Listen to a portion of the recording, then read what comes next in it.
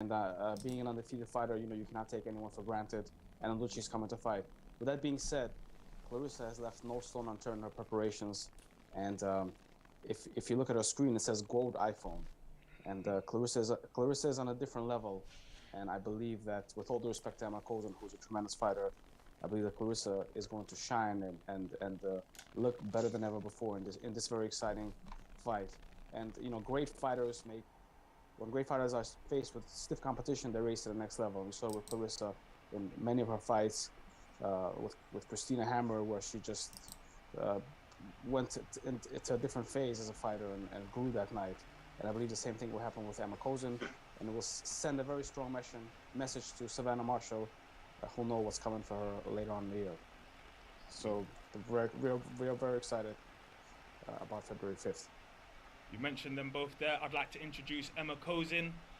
Ema, fantastic to have you here, and what a massive fight that you're in. Yeah, thank you. First of all, I want to say hello to everyone. Hello to Clarissa and to Dmitry. It's great to be here, and yeah, I got a huge opportunity to fight Clarissa, and I want to use that opportunity, of course. I worked hard for the past year, and I know I made a lot of progress, and I want to show it. I'd now like to introduce somebody who probably needs no introduction at all. What many people consider the greatest woman of all time, Clarissa Shields. Clarissa, welcome. Lovely to have you here. What a big fight we have. Yes, it is. Before I start, I just want to thank Boxer and Sky Sports and my promoter, Dimitri Salita, for, working with you guys to get this opportunity started. I want to thank Ema for being an opponent and being so prestigious at her record, 21-0, with 11 knockouts. That's probably the best record that I've fought against.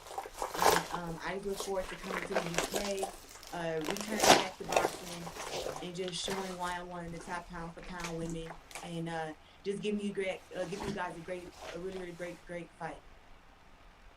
Well, I said it before, but you're widely considered the greatest woman of all time.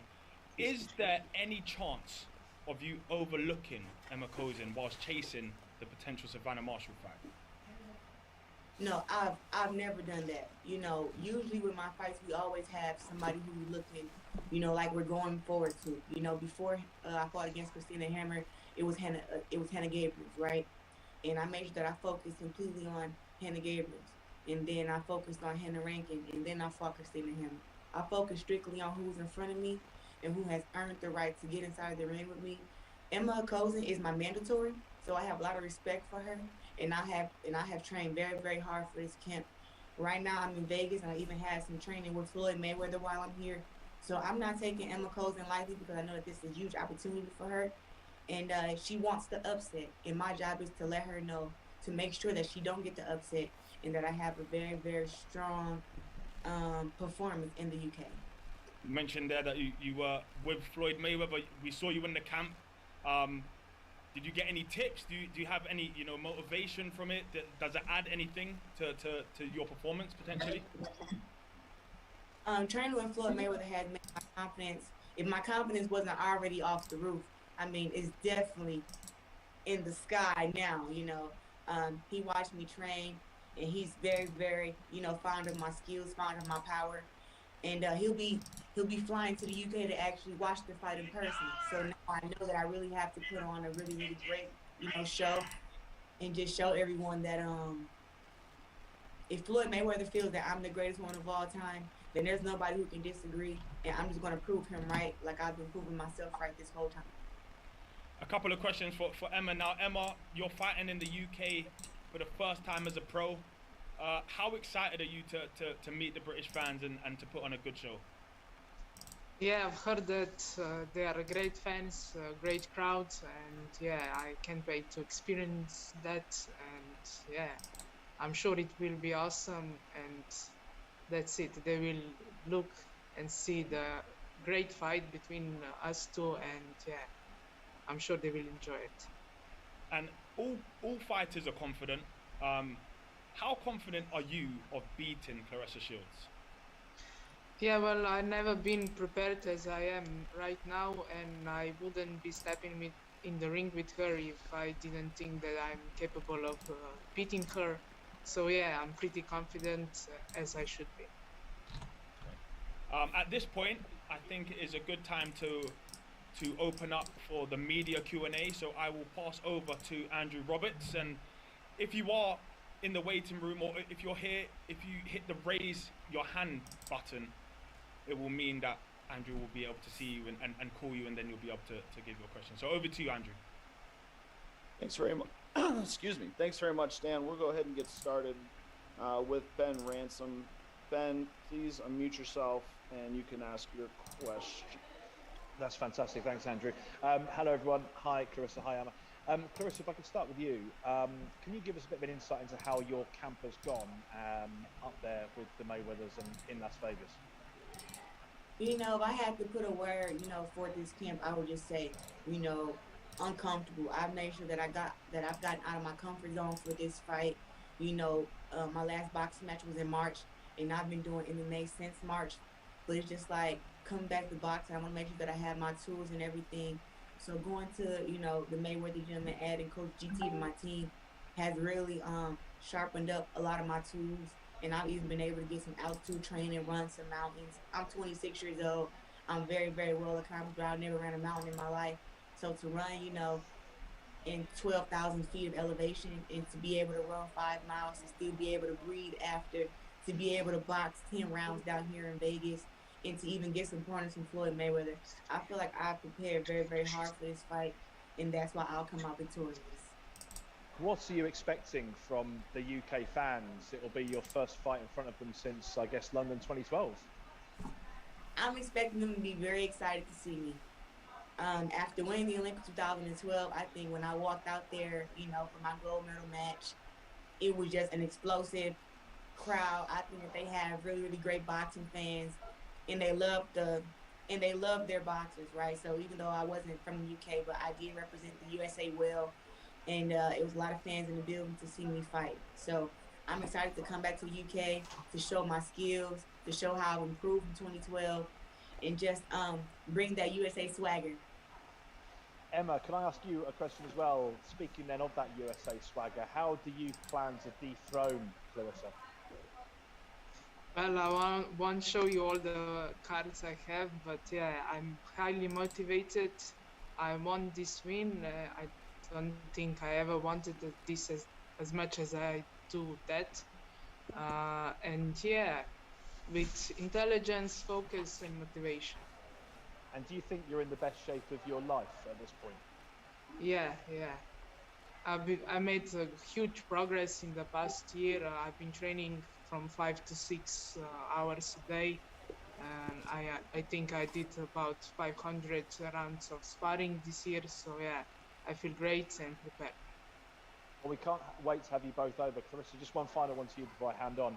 I just want to ask you, we've spoken a lot about your rivalries, not least Savannah Marshall, of course, but also Jake Paul. I just wonder, when it comes to rivalries, what do you get out of them as a fighter, and do they spur you on in any way? I mean, we all have our different reasons on how we get motivated. I just really won't smoke with anybody who won't smoke with me. You know, I just don't turn down. You know, people talking trash to me, I'm like, the best way to get something handled is to get inside the ring and take care of it to me. Like, that's how I make peace. So when people talk trash to me, I talk trash back, and hopefully that leads to us getting inside the ring and, you know, taking care of business and seeing who's the baddest. So, you know, rivalries, you know, are entertaining, but I mean business. So any girl will talk trash to me, I talk trash back. I would love to get inside the ring with her and shut all of them up. Anybody that talk trash to me, I want to punch them in the face. I'll wait to see you soon. Thanks, Clarissa. Thanks, Emma. I do want to add to that. You know, Jake Paul is trying to be an American boxing superstar, and Clarissa Shields is a 2-time Olympic gold medalist, and all that she has done for women's boxing. Jake Paul, as a gentleman, and you know, I know that in the UK, you guys, maybe the origins of chivalry and being an honorable person.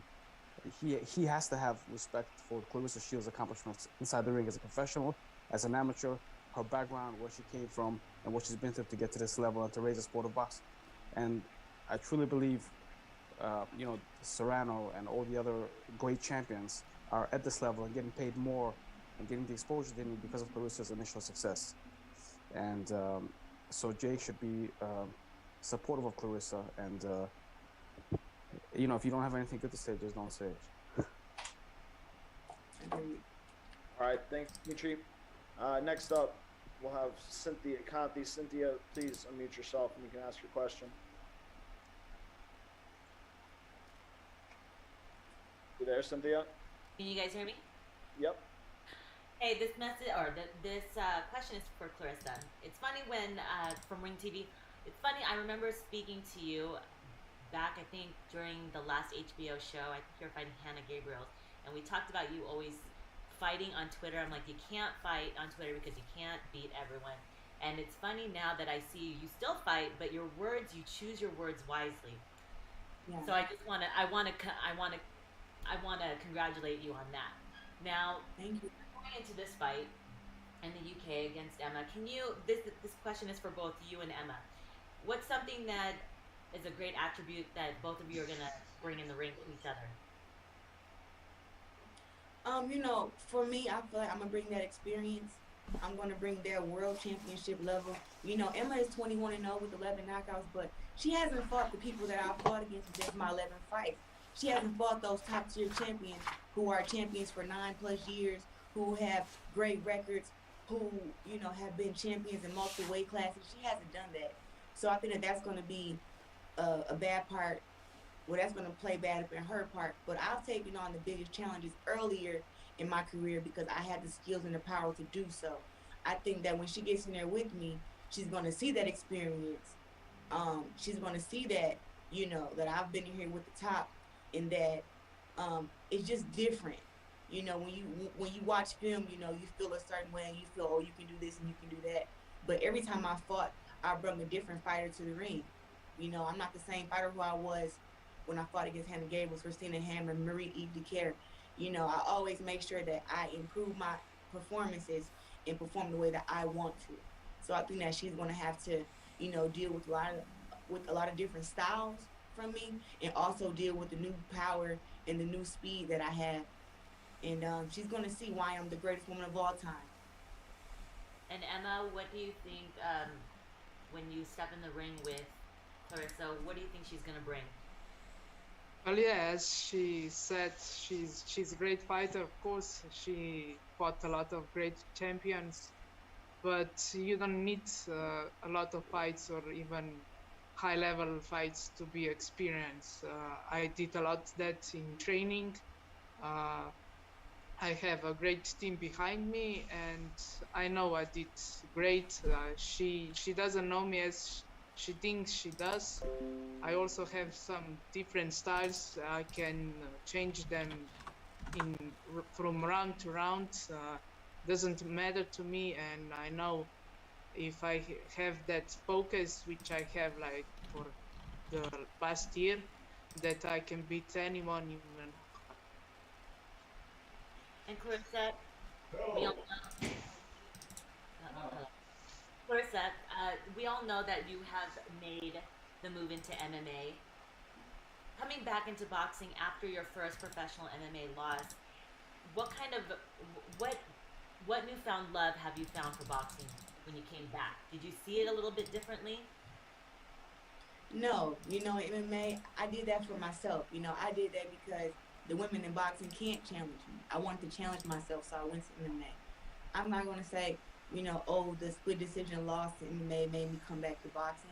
I've been doing both at the same time. I fought boxing in March. I had 2 MMA fights, and now I'm fighting again, you know, up in January. You know, February, been postponed so dang much. But it's like, that's the plan, to continue to do MMA, continue to do boxing. And I've never lost my love for boxing. You know, boxing is my first love, and that's why I'm the greatest at it. You know, I think MMA was something that I had to do for myself. It really wasn't for anybody else, you know, because my promoter didn't want me to do it. My family didn't want me to do it. It was all me, and I think that even my last fight, you know, to not have any amateur experience in MMA, just to turn pro and to be fighting on a large platform as ESPN and being the main event, that it just shows that I'm a different kind of athlete, and that when you're a different kind of athlete, you can do different kind of things. So MMA isn't over, and I'm going to continue in MMA.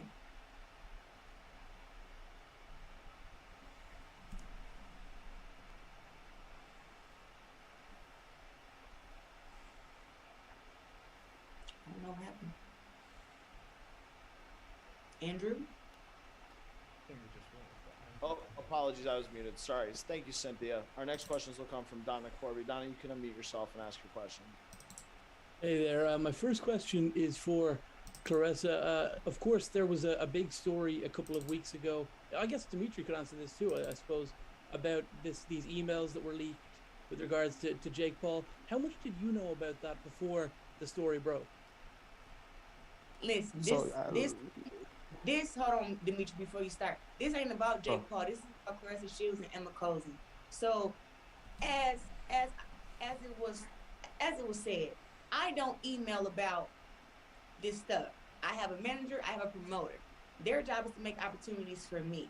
What you need to know is I was supposed to be on the Mike Tyson and Roy Jones undercard, not ever under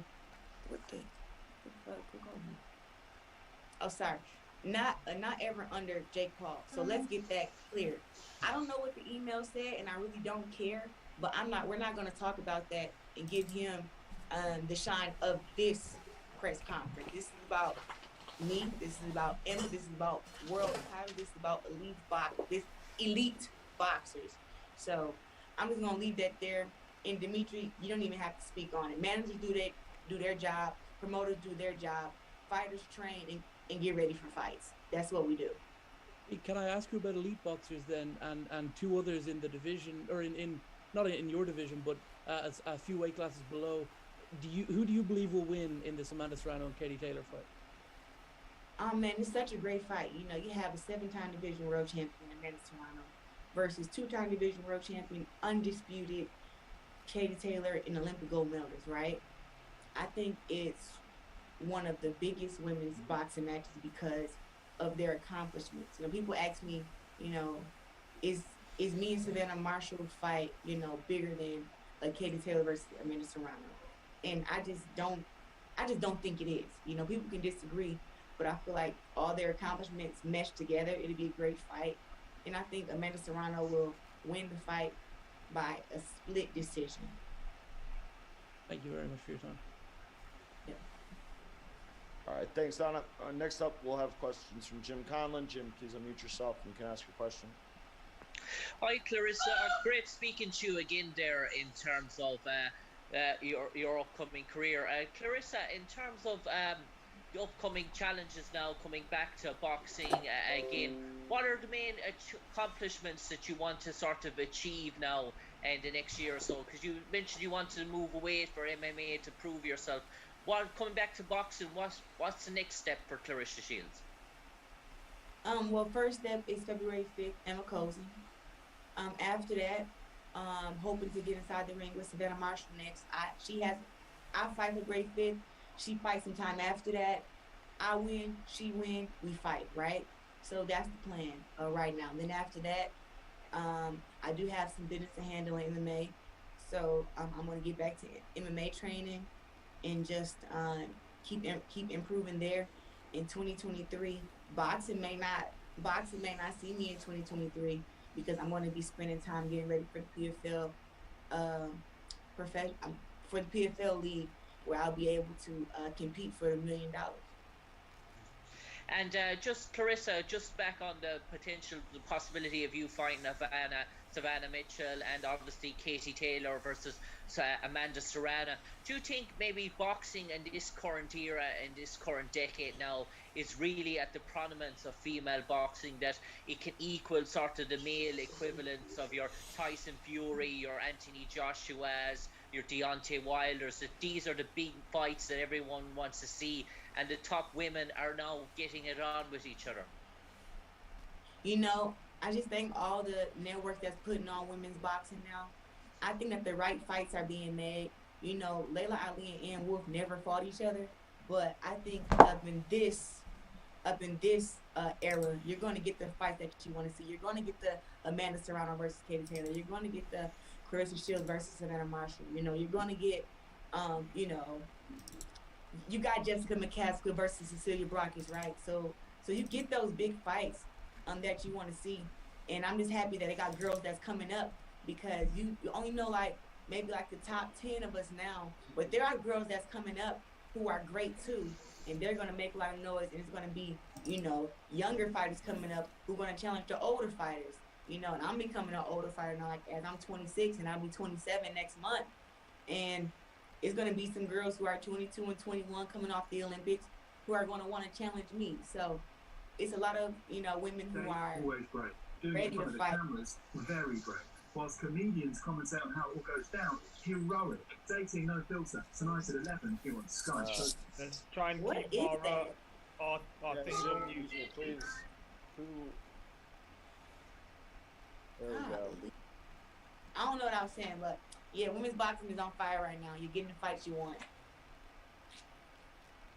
All right, thanks, Jim. Next up, we'll take questions from October Red. October, please unmute yourself. You can ask your question. Hi there, good afternoon. Good evening, Clarissa. 2 times Olympic gold medalist, 12 times world champion, 3 weight division champion. What an honor it is to speak to you.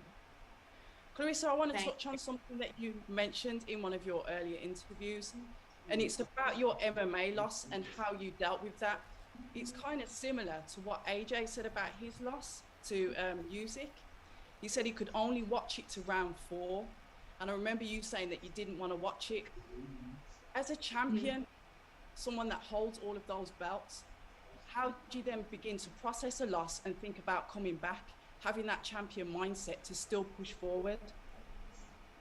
Well, you know, like with the fight being so close, yeah, that was the disappointment. It wasn't really like the loss, right? Like, you know, I didn't get knocked down. I didn't get submitted, you know.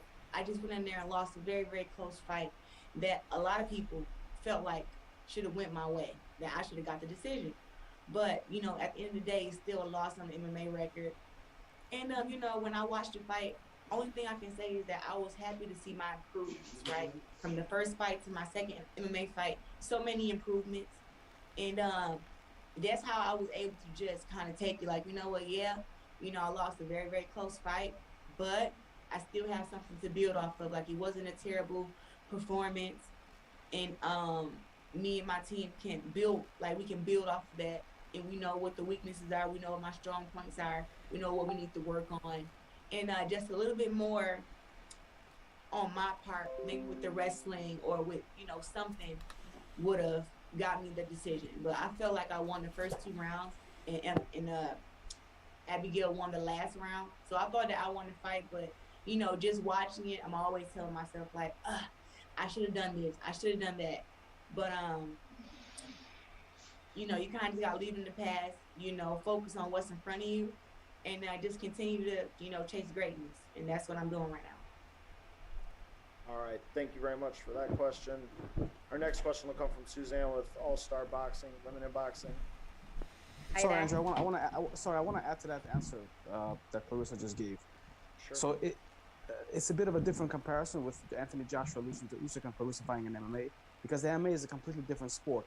A better comparison would be Michael Jordan after he won the NBA championships, that he went to play baseball, and he had challenges playing baseball because it's a new sport and it's a new game. So the fact that Clarissa lost in MMA has absolutely no impact on her record or her skills as a boxer. She's the best boxer in the world. I feel deserves to be in the men's pound-for-pound list, and whatever Clarissa will learn on a personal way is great, but it's a different sport. So as it relates to boxing, Clarissa is undefeated, unbeatable, and the accomplished fighter that she is, regardless of what happened in the MMA cage. Agreed. To follow on from that then quickly, Dimitri, it just in relation to the mindset of dealing with a loss and moving forward, with regards to, it doesn't matter what sport it is, it's having the mindset to still push forward and come back and win. Well, I mean, Clarissa, through her life, personal life and professional life, and has shown that she's a fighter through and through, and she overcomes obstacles. And that's why, to me, she's a symbol of strength and really a hero for the people And sports is just the way that you portray it, and we have a chance to follow her story.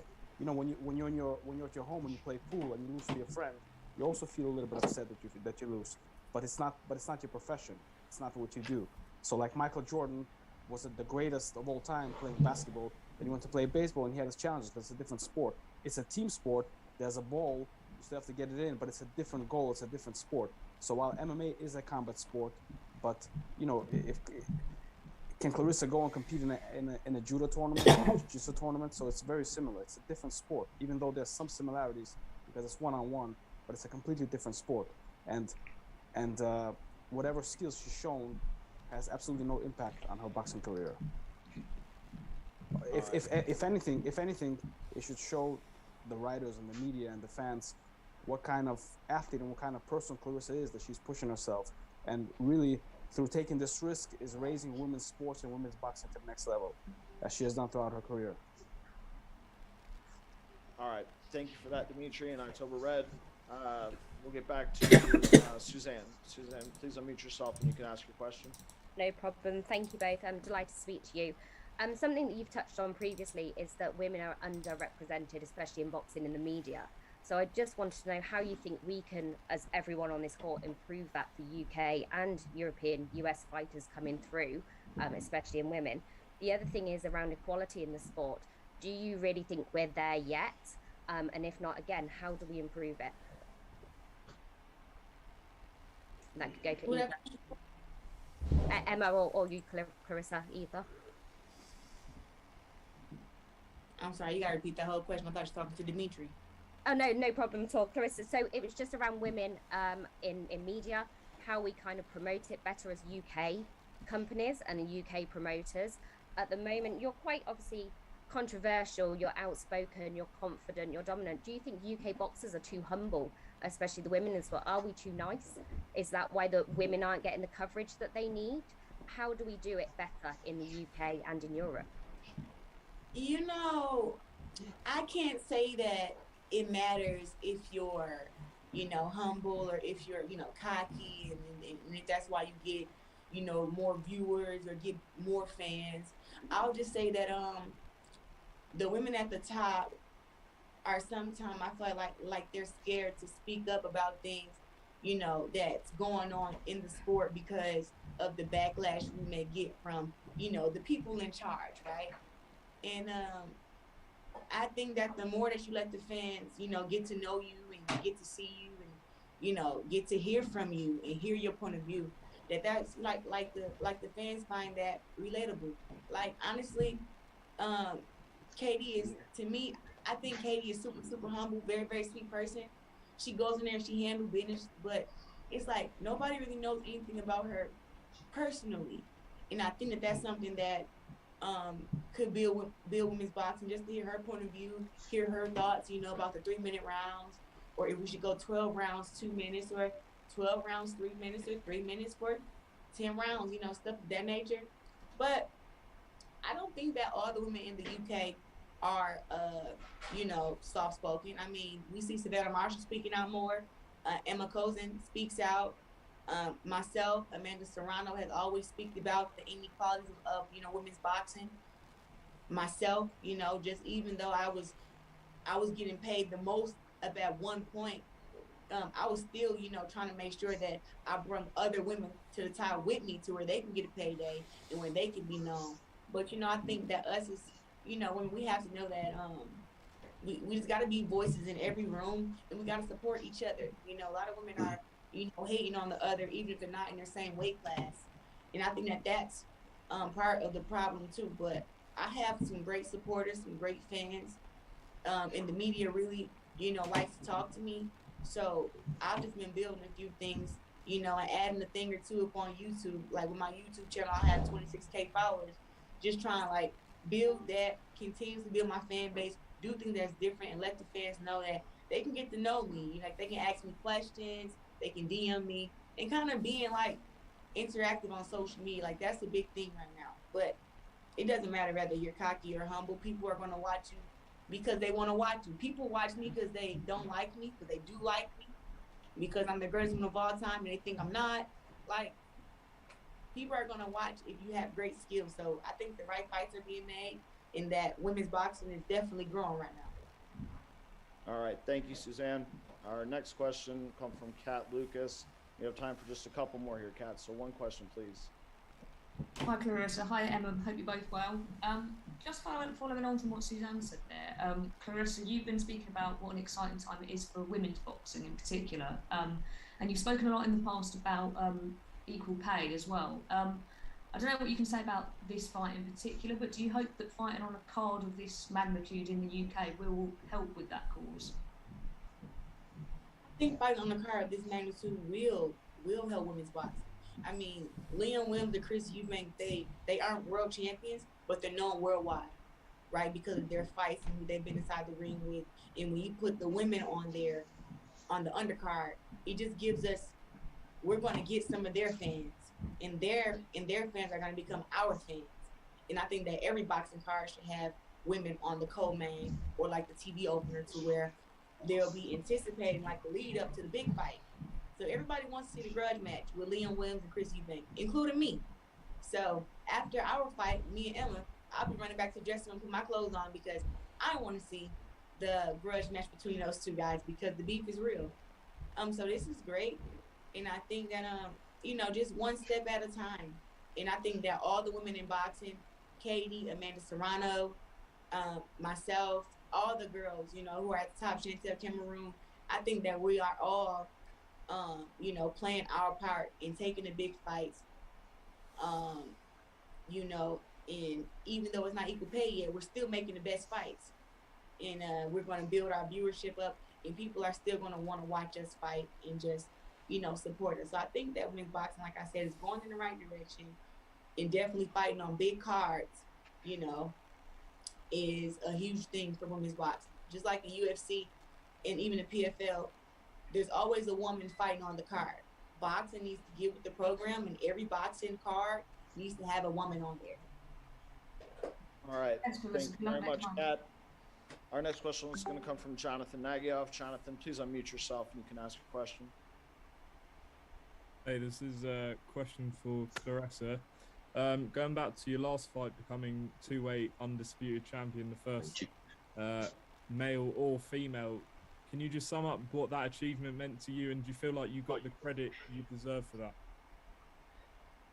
Well, fighting against Marie-Eve Dicaire was a huge challenge. I was coming off of a year layoff.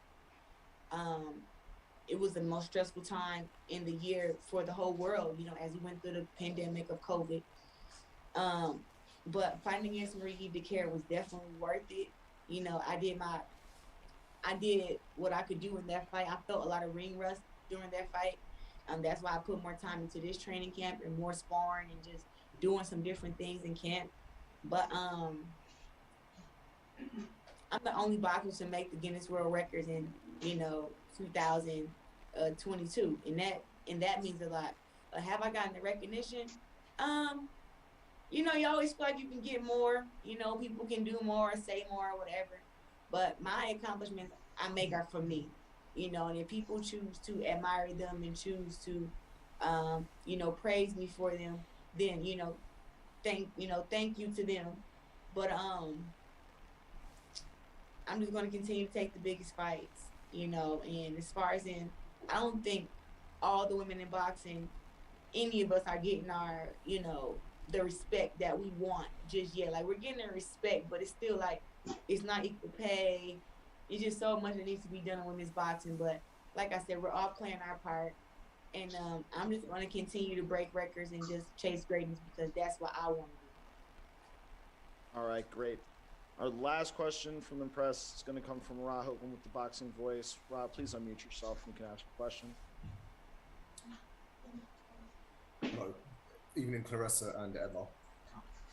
Evening. Clarissa, was the motivation for you to try or join MMA because you've been so dominant in your boxing career, obviously just the one defeat, and will you now be looking to do even more, say maybe look to become a multiple weight champion, so even more than the three you've already done? Like, I think we mentioned possibly moving down to welterweight before it's too difficult, and then maybe move up again, maybe as high as light heavyweight? Are those things you possibly got in mind? You had said one defeat. You talking about MMA? No, sorry, the one defeat as an amateur. Yeah, see, the amateur stuff don't count because Savannah Marshall lost 20 times in amateurs, and we don't talk about the girls that beat her. So I'm undefeated. I'm an undefeated world champion. So that's first. And then secondly, with me being an undefeated world champion, being the greatest woman of all time, moving forward, Ema Kozin first. But I have so many things I want to accomplish in boxing. I want to fight 3 to 4 times this year before I start focusing on MMA. And of course, I want to stay undefeated. I think I want to end my career at being a 5-time division world champ. I believe that I can fight at 147 and maybe 175. I was thinking about 140, but that's just too little. You know, I think that's too little. So I would like to try my chances at 147 and possibly 175 and become a 5-time division world champion and just fight the best and, you know, make the best fights. Whoever they feel is the best. And near my weight class is 168, 160, 154, 147, 175. I just want to fight the best and just kind of have a great career and make a great life for myself and my you know, future and everything. All right, great. Thank you, Ron. Thank you to all the press that joined us today. That's all we have time for question-wise. I'm going to turn things back over to Dan to get closing comments from Ema and Clarissa. Thank you, Andrew. So I will go to Ema Kozin first. Ema, a lot of media attention, as you can see. Do you have any, you know, closing comments that you want to say to the media, to the fans, or to Clarissa? Yeah, that I wish Clarissa good luck with everything, safe travel, and without any injuries. And yeah, I just want to say that I think the world would want to know me after this fight. I will show my best. I will give my best. And yeah, I expect a tough fight, brutal 10 rounds. And yeah, really, I'm so happy for this to be happening. And yeah, just I'm really nervous to get in the fight and to do my best and to win. Thank you. Clarissa, you've been here time and time again. Do you have anything that you want to say to Ema? Ema, I don't need your luck. And then secondly, I'm going to destroy you February 5th. And I do know a lot about you, more than you think. I followed your amateur career when you was an amateur, and I followed your pro career. And when we get inside the ring February 5th, I'm going to make you call me the G.W.O.A.T while we're inside the ring. Upwards. Right. Thank you, everybody, for joining the virtual press. Tune in to the huge fight of championship boxing February 5th at the Motorpoint Arena in Cardiff. We'll see you there.